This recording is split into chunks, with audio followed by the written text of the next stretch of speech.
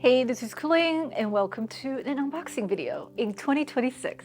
It has been a hot minute since I haven't been buying that much stuff because of the terror situation with Japan and the USA. But I was really excited about this Moitie Nocturne dress that came in a short length just recently. A while ago it did come out full length, but since I'm short, full length dresses don't look the greatest on me, so I kind of held off and I'm really excited to get this short one. So this came in black, all black, black and blue and black and white, and I actually got the black and white version because I thought it looked cool and contrasty. I was very tempted by the black and black version, but I feel like I already have plenty of black on black.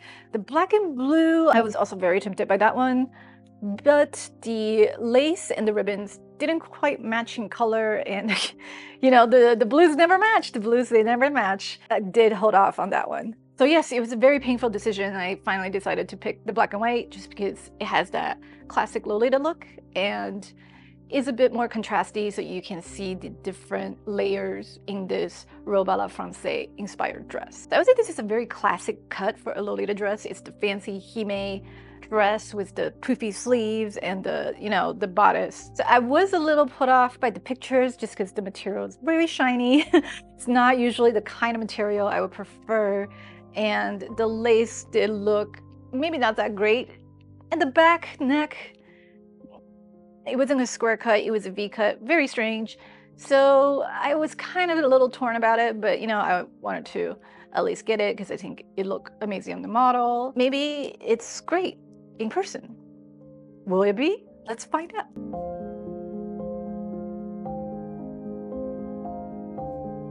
Here it is. Dress.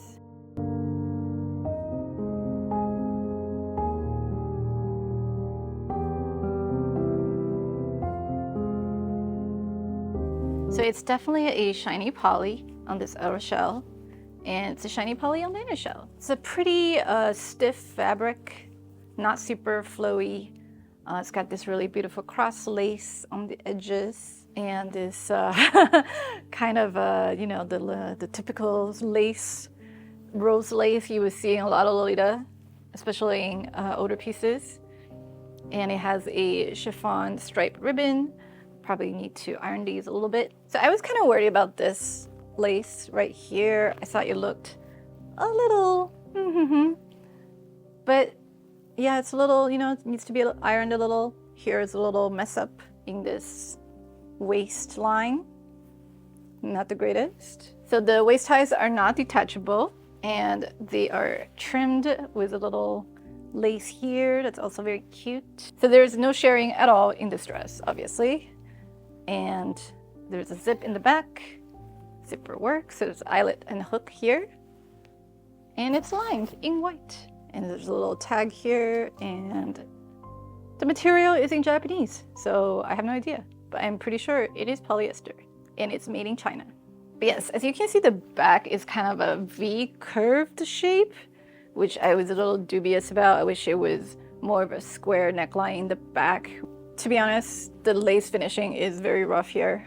So the hem doesn't have any lace on the bottom, but it has the one tier of lace on this underskirt, this mock underskirt here. And this is attached and not a real underskirt. Okay, so anyway, I'm excited to try this on and see how it looks. All right. Hey, I'm back. Here's the dress.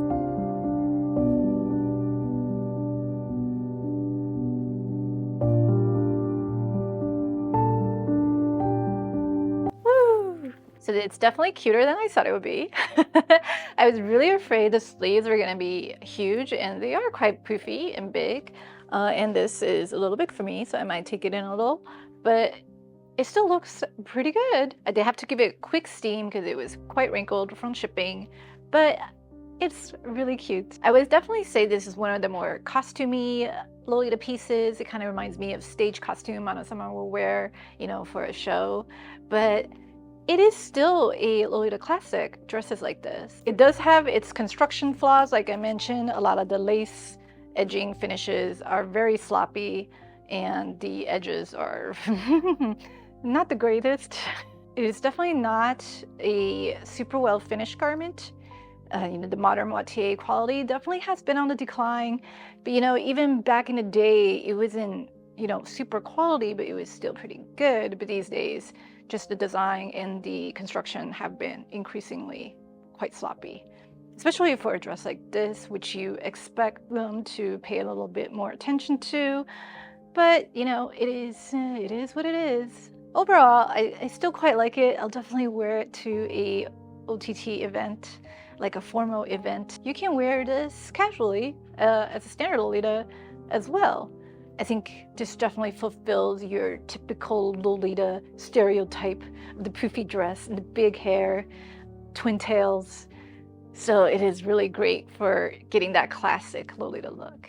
I do feel like I just stepped out of a GLB. Here I just quickly corded it with just a choker and a fancy necklace. The neckline is quite large, so there's a lot of real estate for you to work with here. So you can put all your accessories on if you want to. So that's it for this unboxing. I hope you liked it. I hope it was informative. Let me know what you think about the current moitié. They've been putting out a lot of things. I'm not sure how I feel about it. I think a brand definitely has to evolve to fit the new customer, but I feel like most moitié customers do still just really love the Gothic aesthetic. So to have these sacks and green and kind of more floral, classic, or normal pieces, I'm not sure how I feel about those. Some of them are very cute, but a lot of them I feel like it's just a little not on brand. Anyway, let me know what you think in the comments. Like, subscribe, do all those things. Hopefully I can get back to making videos for this channel. And until next time, bye!